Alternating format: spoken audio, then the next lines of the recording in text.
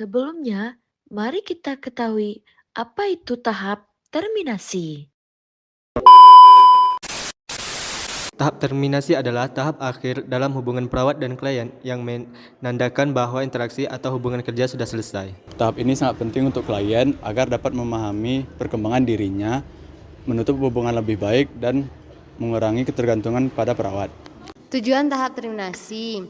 Yang pertama, mengakhiri hubungan secara profesional dan positif. Yang kedua, mengevaluasi pencapaian dan tujuan keperawatan yang sudah disepakati. Yang ketiga, memberikan umpan balik atas kemajuan kalian. Yang keempat, mempersiapkan kalian agar mampu mandiri tanpa kehadiran perawat. Yang kelima, mengurangi rasa kecemasan dan ketergantungan kalian terhadap perawat. Seorang pasien bernama Yora berumur 19 tahun dirawat di Rumah Sakit Prima Nusantara Bukit Tinggi di ruangan Munajwa nomor 15 dengan diagnosa keperawatan gangguan pola tidur. Dan hari ini merupakan hari terakhir Yora dirawat di Rumah Sakit Prima Nusantara Bukit Tinggi. Permisi, ya nurse. Selamat siang Dek Yora dan selamat siang Bu Susan. Jadi hari ini Dek Yora sudah diperbolehkan pulang. Kali ini kita akan menutup sesi perawatan dengan membahas tentang perkembangan, apa saja yang harus dilakukan di rumah, dan apa kekhawatiran Dek Yora dan Ibu Susan. Apakah adik dan ibu setuju? Iya, nurse, silahkan. Tentu nurse, saya ikut. Selama 3 hari ini, kualitas tidur Dek Yora mulai membaik. Dari awalnya cuma 2 jam, sekarang sudah bisa 5-6 jam per hari. Dek Yora juga bisa mengatur pernafasan teknik relaksasi dalam. Bagaimana perasaan Dek Yora? Saya juga merasa lebih segar dan tidak gelisah lagi, nurse. Dan Bu Susan sebagai keluarga? Ya nurse, anak saya kelihatan lebih tenang.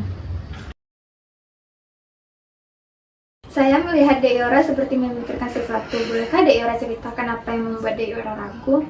Saya takut nanti di rumah saya nggak bisa tidur seperti sebelumnya lagi, nurse.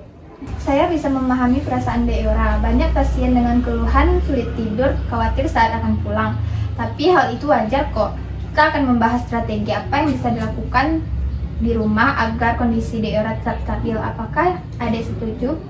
Iya, nurse, saya juga ingin tahu.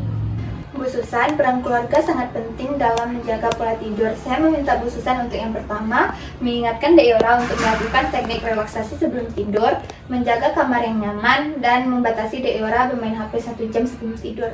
Insya Allah nurse, saya siap mendukung dan membantu anak saya. Terima kasih Bu, dukungan keluarga sangat penting dalam membantu pemulihan Dek Yora. Iya nurse, berarti anak saya tidak boleh bermain HP sama sekali ya nurse, jadi harus saya ambil terus. Oh, bukan begitu Bu, mungkin penjelasan saya tadi belum lengkap. Jadi HP boleh digunakan terutama pada siang hari, tetapi penggunaannya harus dibatasi 1 jam sebelum tidur karena layar HP membuat otak sulit untuk beristirahat. Apakah Ibu mengerti sekarang? Begitu ya nurse, sekarang saya sudah mengerti. Untuk Dek Yora, hal-hal yang perlu Dek Yora lakukan di rumah, yang pertama Dek Yora bisa melakukan teknik relaksasi 10 menit sebelum tidur, dan Dek Yora bisa mengatur kamar tetap gelap dan tenang. Lalu Dek Yora jangan memaksa untuk tidur ya. Jadi jika dalam 20 menit belum bisa tidur, bangun dan lakukan aktivitas ringan. Lalu Dek Yora bantu catat pola tidur Dek Yora selama 1 minggu untuk dievaluasi saat kontrol nantinya. Baik, nurse, saya mengerti. Baiklah Dek Yora, saya juga tentu sangat senang dengan perkembangan Dek Yora. Terima kasih ya atas kerjasamanya selama 3 hari ini, dan terima kasih ya Bu Susan atas dukungannya kepada Dek Yora. Nanti jika kualitas tidur Dek Yora menurun dan ada keluhan, silahkan kembali untuk kontrol. Dan bagaimana perasaan Dek Yora setelah kita membahas semuanya hari ini? Saya merasa lebih tenang, nurse. Saya ikut senang mendengarnya. Saya pamit ya Dek Yora dan Ibu Susan. Semoga Dek Yora semakin sehat. Terima kasih ya nurse atas bantuannya. Iya, nurse, terima kasih ya atas bantuannya selama ini. Sama-sama Dek Yora dan Ibu Susan. Saya pamit ya. Ya nurse. Nurse.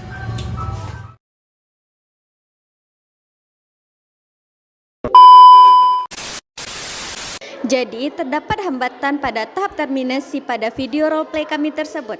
Salah satunya yaitu emosi. Pasien takut dan cemas penyakitnya kambuh lagi ketika pulang ke rumah. Nah, dan oleh sebab itu, perawat mengatasinya dengan cara menunjukkan rasa empati dan juga memvalidasi bahwa perasaan tersebut adalah suatu perasaan yang normal. Kemudian, menjelaskan strategi dan rencana untuk menghilangkan rasa kecemasan dan ketakutan pasien. Hambatan yang kedua, terdapatnya miskomunikasi dan kesalahpahaman dari keluarga pasien. Perawat bertugas melakukan klarifikasi untuk meluruskan kesalahpahaman dan meluruskan informasi yang salah. Lalu perawat menjelaskan kembali dengan bahasa yang lebih sederhana agar keluarga pasien dapat memahami dan mengerti tentang penjelasan yang diberikan oleh perawat.